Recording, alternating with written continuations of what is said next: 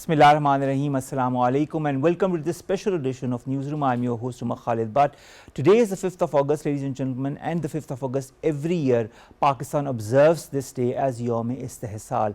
Why? Because it was on this very day in 2019 that the Articles 370 and 35A were abrogated, thereby denying the people of Indian illegally occupied Jammu and Kashmir not only their due right to self-determination but their due right of being a separate state as enshrined by the United Nations resolutions.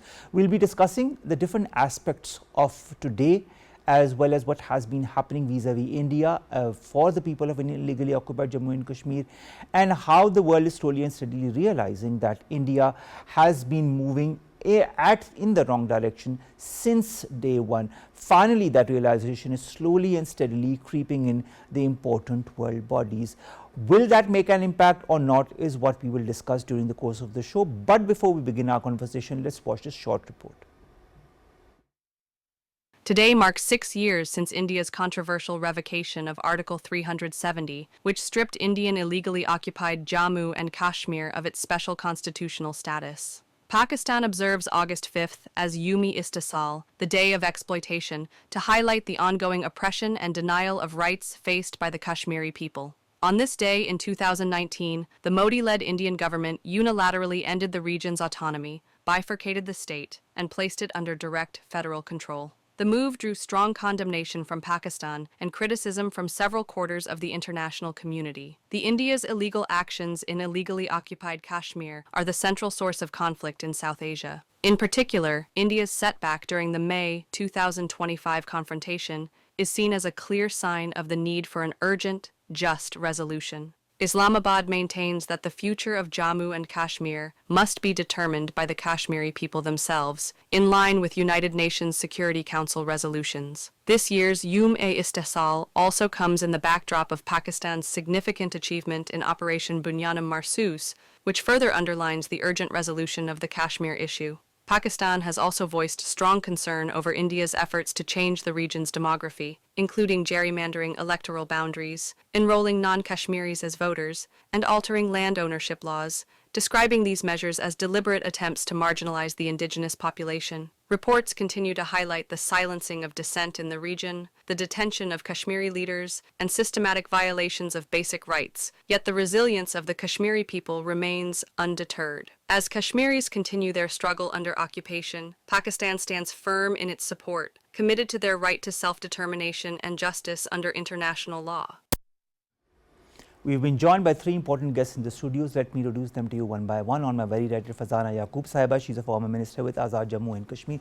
Thank you very much, ma'am, to have joined us. Next is our dear friend Altaf Hussain Wani, Kashmiri leader and a regular guest in our shows. Wani Saab, thank you very much to have joined us. And last but not the least at all is Dr. Mujahid Gillani, who's also himself a Kashmiri leader and belongs to a very respected Kashmiri family. Thank you very much, Gillani Saab, to have joined us as well. We'll begin with you, Farzana Yaqoob Sahiba. Pakistan and Kashmiris across the world are observing today as Youm-e-Istehsal. This is the 6th year in a row since 2019 that the Kashmiris across the world, including all of us, because I myself am a Kashmiri, mark Youm-e-Istehsal.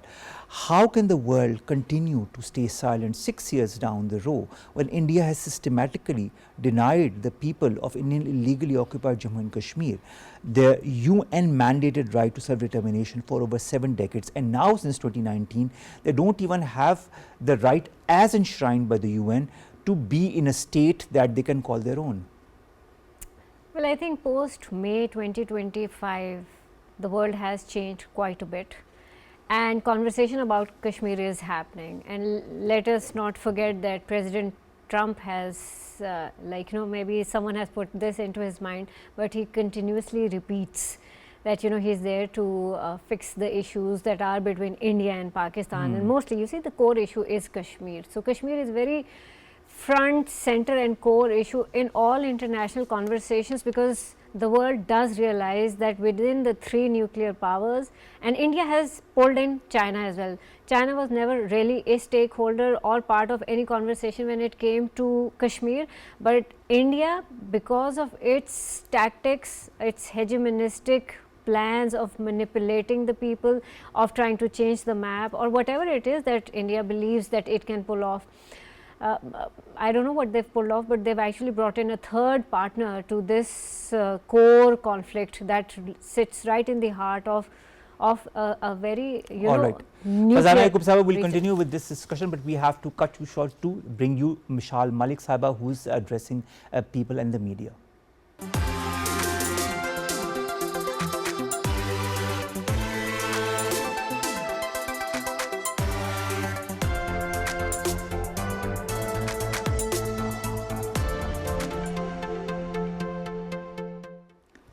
Welcome back, and we're discussing Youm-e-Istehsal Kashmir today. It has been 6 years since Articles 370 and of course 35A have been abrogated, and the results are there for all to see. All kinds of revolt or reaction that has come from the Kashmiri people has been subdued by the Indian government and their cronies. Now, let's come to our second guest, Altaf and Wani Saab. 6 years have passed, Wani Saab, since the revocation of Articles 335A. The world has seen enough evidence in the form of mass arrests, in the form of fake encounters, demographic changes. Don't they realize that the Indian illegally held valley has now become a laboratory of state-sponsored terrorism, as if it wasn't before, but now it is even more apparent?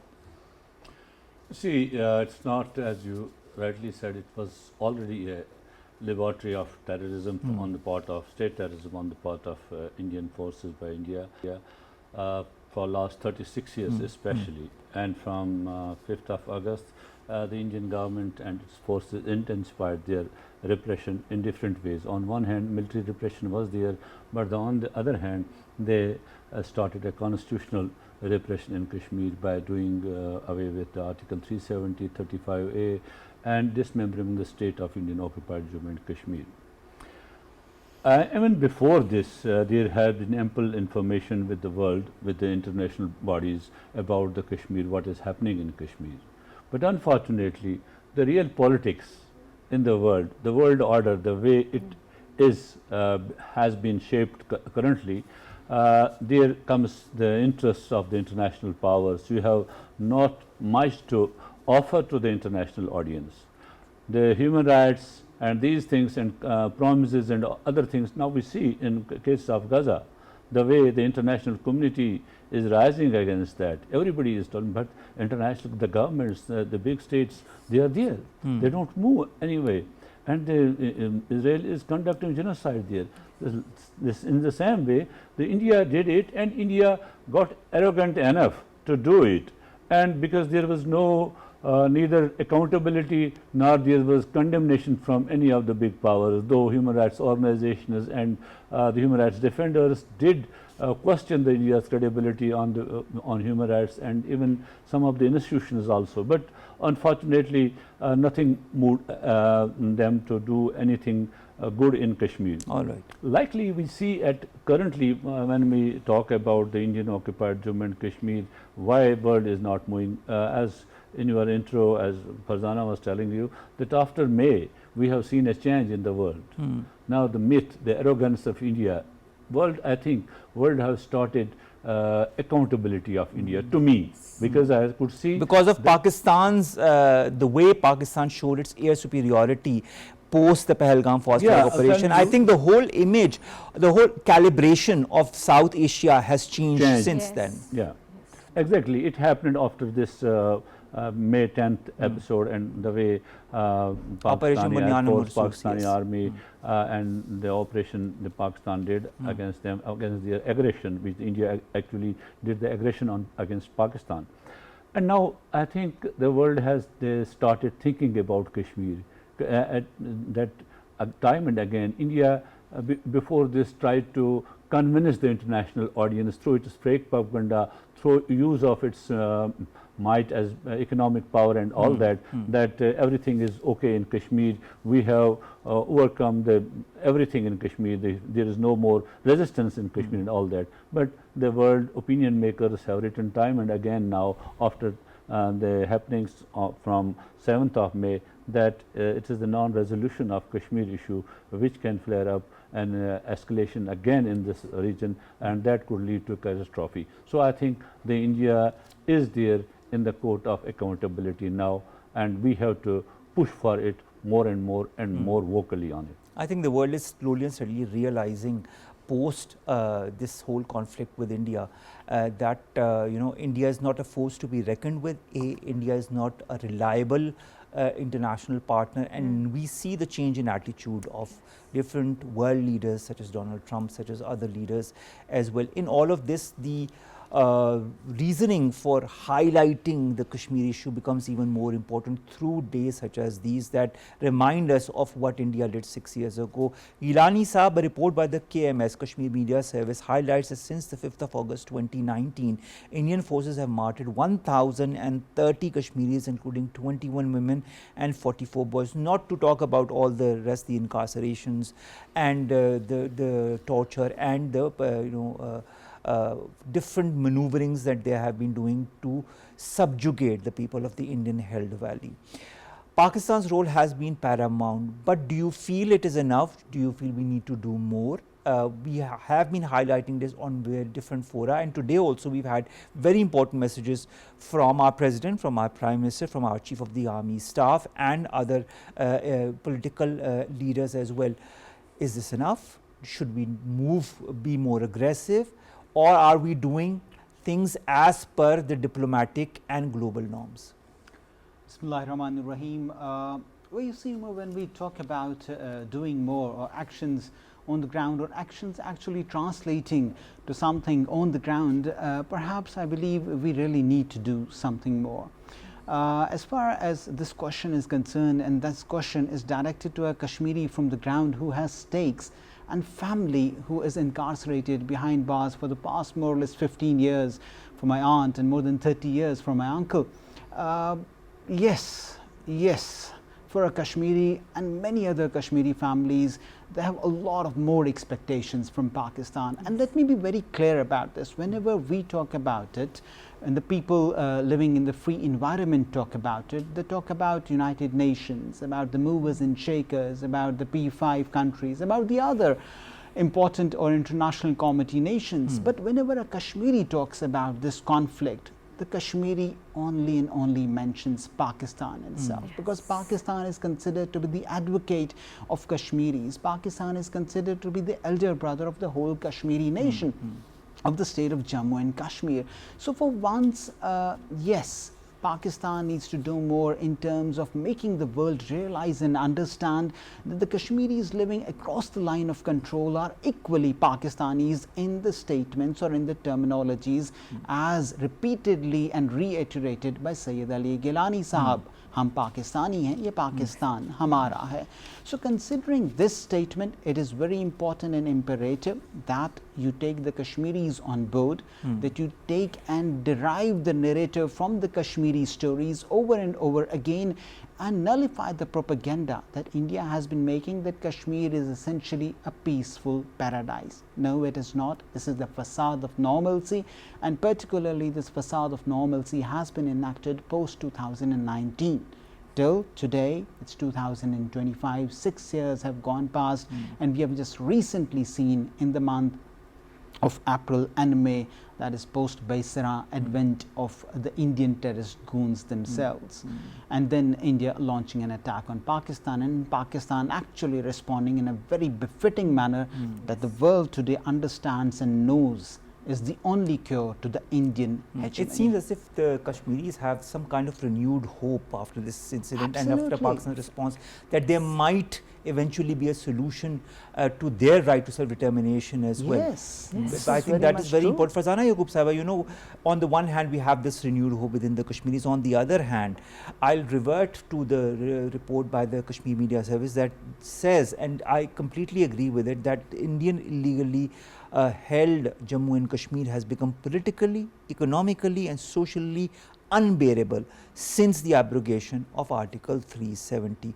And I mean, whether it be the deliberate changes in demography, whether it be the Waqf board that has been closed, and there are, you know, the scores of measures that are have been taken and continue to be taken to usurp the Kashmiri identity. But what I'd like to understand is Kashmiri identity that easy to be removed, to be erased? No, not at all. Until we're alive, the identity is going to be very much there. You see, what 5th August 2019, what India planned to do was that it tried to convert occupation into annexation, and then after that, whatever we are saying, it all fits into settler colonialism. And what is settler colonialism basically based upon? Taking away the land, removing people, saying that we have to bring our people and settle over here, and that is what India has been doing, and you see that happening by Israel in Palestine as well. So, you know, bringing your settlers. So all those people who've received the so-called domiciles, they're settlers, and all the money that India boasts about that it is putting in to Indian occupied Kashmir for development is not at all for Kashmiris. Kashmiris now, their unemployment, you know, the rate of unemployment has increased post 2019. Kashmiris are being pushed out, they are being pushed aside, and this report clearly tells us that post 2019 Kashmir's economy has been hurt badly. They were doing whatever bare minimum, but they were surviving, and post 2019 it has gone from bad to worse. So now how do we, what improvement is expected from a state which propagates state-owned terrorism? So the number of people that it is bringing in, whatever it is boasting, one post, you know, we need to repeat again and again that May has changed the dynamics. May 2025 is always going to be remembered as a month, as a year where India was truly shown what it is, and Pakistan clearly removed the veil from, you know, this pompous hegemonistic India to what it really is, which is a very petty state, which does not have the heart to even bear the minorities. It's not just Muslims, it is all minorities that are suffering in India. As you said previously that yes, Kashmir is a test lab. They got so emboldened by, you know, taking away our lands. Post 2019, what were the first actions that they did? You know, they aligned the laws to the Union Territory laws. But what were we hearing? They were taking away lands. They were removing people. People were being evicted. These lands that people had been, these houses that people had been living in, people were asked to move, and the Adanis were told to come in and buy land. And this translated into a kind of a move which we see now, as you mentioned. It's the Waqf laws have been changed, and India feels that now that, you know, we've perfected this test case in the lab of Kashmir, now we can roll it out throughout India. And to that I always say that the minorities, particularly Muslims of India, whatever happens in Kashmir never stays in Kashmir, it is always rolled out to the rest of India. So what is happening today is going to come to your homes as well. So no one is safe. Minorities, especially Kashmiris, are not safe in India at all. That is so true. And then not just Kashmiris, now we also see that Muslims are no longer safe, that Christians are no longer safe, that Dalits are no longer safe, that Sikhs are no longer safe. And you know, I think this is going to slowly. They never were. But now it is being made more apparent and more evident through their you know, policies and the regulations that they are imposing. Wani Saab, you know, we have talked so many times of the extrajudicial killings, the enforced disappearances, the arbitrary detentions, the torture, the destruction, the confiscation of civilian properties. We've just talked about that with Farzana Sahiba, denial of services, intensified coordinated search operations, and the list goes on and on. But what is also important, that the Indian media has completely stayed silent on all of this throughout. Even before 2019, there has been no blatant or outright, you know, truth coming out from the Indian held valley. Even the social media has been suppressed within the Indian territories. The internet is deliberately, you know, tuned down so that people cannot post pictures, cannot post videos, and all. A report in 2020. Rather a media policy in 2020 is taken out by the Indian government that highlights this very thing. It is described as an effort to restrict press freedom, allowing only narratives that are vetted by the Indian army, the Indian police, and the Indian intelligence agencies. Has Pakistan sufficiently exposed this media censorship and countered India's false narrative through programs, for example, such as ours? See, it's very difficult to answer this question whether we have been able to do it or not. But in the capacity, the Pakistan television, both centers will be at PTV News or PTV This World. They have been doing programs on Kashmir regularly. Radio and Pakistan they has have been very, Radio Pakistan has forthright. been providing, and FM stations, which whatever we have the capacity, we have been doing. But it. if you generalize media, just forget that it's PTV or other, Allah- how do you see Pakistani media? I'll see when it comes Pakistani media, I'll say unfortunately the Pakistani private media has not been up to the mark the way they should have. I'll give you certain examples I have been giving in this program before also. If you go to the Indian media, you have 100 channels of Indian media, you have English channels, Urdu channels, everything you have. At the prime time, you will see Pakistan and Kashmir. There will be bashing of Pakistan, there will be discussion on Kashmir, how Kashmiris are terrorists and how many terrorists are there, what they are doing and how we have to deal with them. And when we talk about our private channels in Pakistan, you won't see any program there on prime time. Yes. There is not a single program on prime time. All right. So that's there. But there is always a divine intervention. For last 20 years, India has been misleading the world because they put an iron curtain in occupied Kashmir, not allowing any of the human rights organizations there. And more importantly, from 5th of August 2019 onwards, as you talked about the new media policy which came, even before when 2014 this Modi regime came into India, after that all those sand voices in India who used to talk about Kashmir, who used to write about Kashmir, they faced state reprisals, be it Arundhati Rai, Gautam Naulakha and many more in India who used to write, who used to speak for the people of Kashmir, they faced reprisals. Even Gautam Naulakha was charged of terrorist charges and he was incarcerated there. So this is not new thing what India has been doing, and India also managed its Indian media and Indian social media and Indian outlets around the globe, what we call the fake news or EU disinfo lab, what they discovered at that time. But I think world did not take that much of influence by that EU disinfo lab because to some extent Washington Post and New York Times did write on that, but slowly and steadily Indians were able to cope of that damage.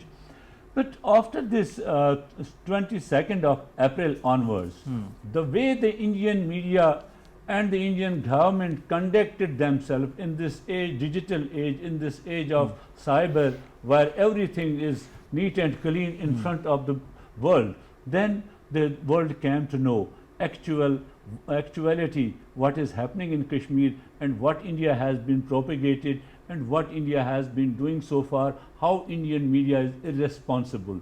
Here I will definitely say Pakistani media played a responsible role. Because I always say we need not to make any propaganda, we need not to say any fake thing. We have on our side the facts of human rights violations. They are on our side. We can talk about that. These violations are not only documented but verified by international organizations like Amnesty International, Human Rights Watch, even the Office of the High Commissioner. These have been verified. So that we have. We have the legality of Kashmir cause on our side. Only what we need to project that.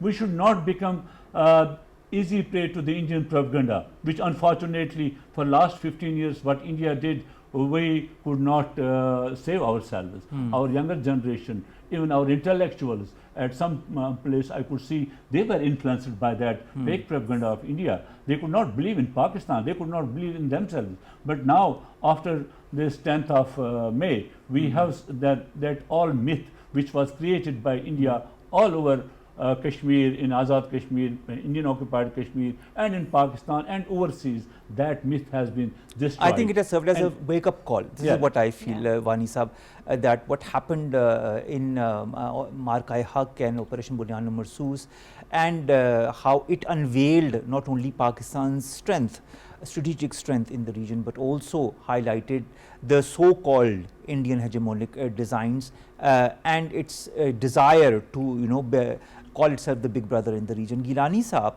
India's long-standing disregard for regional peace and its refusal to engage in meaningful dialogue on Indian illegally occupied Jammu and Kashmir, is there ever going to be a change in this attitude in your point of view? Well, when we talk about India being the so-called superpower of the nation, of the region actually, and before in fact the May episode, India was perhaps harnessing its forces and armies against China even. So when we talk about Indian hegemonic designs and the Indian superior mindset, I believe unfortunately, despite the befitting response that Pakistan gave to the Indian forces in the month of May, I don't see a change in the Indian mindset in any run at all. However, what is more important is the exposing of Indian designs, heinous crimes, the organized war crimes that Indian terrorist forces are carrying out in the Indian illegally occupied Jammu and Kashmir. For once, you see, it is the military might that has in one way or the other allowed India to keep the state of Jammu and Kashmir annexed with the mainland Indian dominion. I agree with the legal onslaught or the constitutional reprisals that India has been carrying out, particularly over the past 6 years. But it is the military might in itself that being the largest militarized zone in the world or the largest open air prison, this is what keeps the Indian illegally occupied Jammu and Kashmir with India. So for once, it is very important to understand that be it the superiority mindset of the Indian hegemony, or be it the BJP designs on the Narendra Modi thoughts, but the more important thing is how you are responding to it. Even if the elephant has an ant, even if the elephant has an ant in its nose, that little ant can cause a lot of trouble. Yes. So, all you need is the right initiative at the right time. All right. Farzana Yaqoob Sahiba, Ishaq Dar Sahab addresses ceremony this morning. Wani Sahab was there as well. He also addressed that ceremony. He says Indian authorities are attempting to grant statehood to Jammu while retaining the Kashmir Valley as a union territory, calling such actions unacceptable and provocative. What implications, if this is actually implemented, could this have for regional stability and international law? Look, whatever actions that India takes, it is always against the stability of the region. India is the net instability provider of this region. Pakistan has always proven to be the net stability provider of the region. So, whatever kind of statehood India might be planning to provide to the state of Jammu and Kashmir, we must remember that it will never return to any time before 2019. And so, this could be piecemeal, or this could be for whatever reasons that India won. I don't know if it would do that, but there is always a very sinister reason and planning behind Indian actions. In 2023, the new Parliament building in Delhi was opened up, and a very old Indian map was put up over there. Yes. And this map was of Akhand Bharat, which they call it, and they look back 1,000 years ago when Ashoka's reign and all of this region was ours, and people some people say that so this is a historical mural that they've put up. I would want to, via this program, tell everyone that no, it is not a historical mural. This is the strategy and planning of India. It is not about BJP, it is not about Congress. This country has very hegemonistic plans. It has been working on it since 1947. It has not stopped. It is not interested in any kind of peaceful dialogue. All right. Even today, even after Pakistan's thrashing of India, it is not interested in any kind of peaceful dialogue, because what does Modi say? He says, this is just a pause. Yes. Modi and his government have said that the war is at a pause and they can fire back anytime. And knowing India, they don't feel any embarrassment. They are not, to date, even President Trump has said that, you know, Pakistan put down 5 of your planes and India still does not accept it. We must also remember that Kashmir is the most underreported, media covered conflict. People know about Palestine, people don't know about But Kashmir. now it is being made more apparent, specifically as everybody is agrees on the fact, since April, late April and early May 2025, things are even becoming more clear, visible to the entire world to see.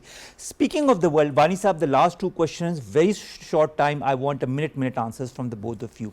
You've been to Geneva, you've been to the UN, you've been to all international fora possible. I think amongst the 3 of you, you've been the most internationally vocal and internationally present. Oh yes, okay, I mean, you can point it, but this is, your face is the one I've seen the most. Farzana Yaqoob Sahaba kind of hides herself from the forefront. You stay in the forefront. What is the international point of view as far as IIOJK is concerned? When you talk to them, what is their perspective? You see, I always talk that I divide the international community in 2 categories. One is the governments and the other is the civil society. When you come to the civil society, the international organizations, human rights organizations, I think they have done more than I did or any of us did for the Kashmir. When it comes to the reporting on Kashmir, when it comes into bringing the atrocities the Indian forces are doing in Kashmir, they did a lot of things. Even I had already told you, even the Office of the High Commissioner and Special Rapporteurs, communication and all these has been done. So that they can do, they are doing this because they don't have their own teeth to bite anything. They have to borrow those teeth, and those belong to somebody else. And those people who have the teeth to bite have started biting. All right. I will say they have started biting. To some extent, that bite will be, I think India will see that bite more and more seriously in coming days and months to come, because being arrogant of the international order, India is not so big, India was not so powerful, which it thought itself it is. So for that purpose, they were not respecting any of the international obligations. It is not only the Kashmir, be any of the international obligations. India was not respecting any of the international obligations. They would also talk that is we. In case of, I will say, with Europe, their trade talks, they are held there because India wants to do those trade talks on their own terms. So that is why on Kashmir, they always want to hide the Kashmir.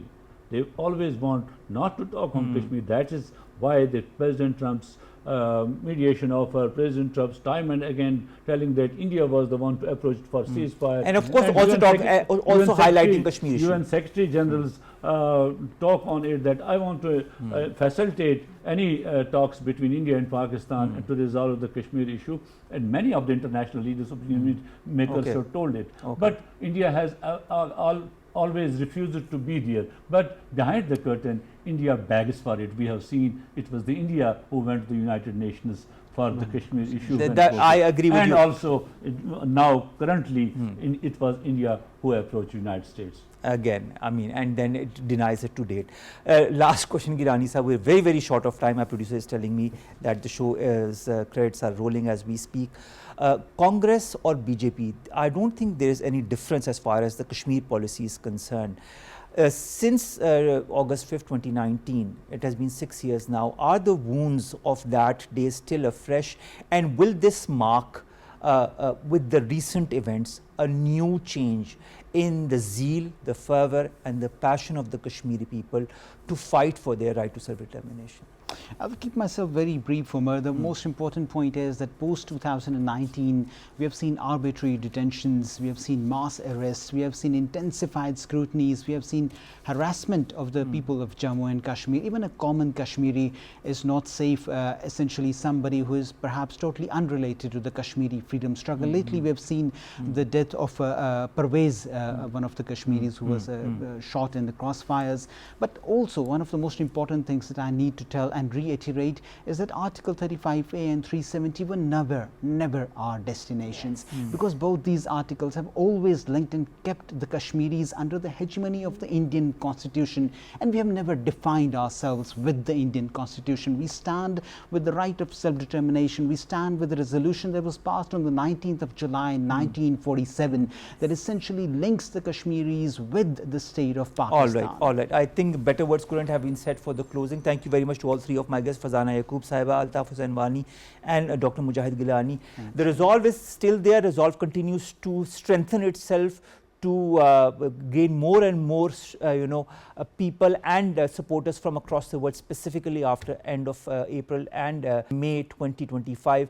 There is nothing that is impossible for the Kashmiris to achieve. We have seen their passion, their philosophy, their mindset continues to stay abreast after all these decades, and will continue to do so with every passing year till their right to self-determination is finally achieved. Omar, Khalid bids you farewell from this special episode of Newsroom. We'll see you inshallah tomorrow with new story segments that pertain to us, you and Pakistan. Stay safe. Allah Hafiz.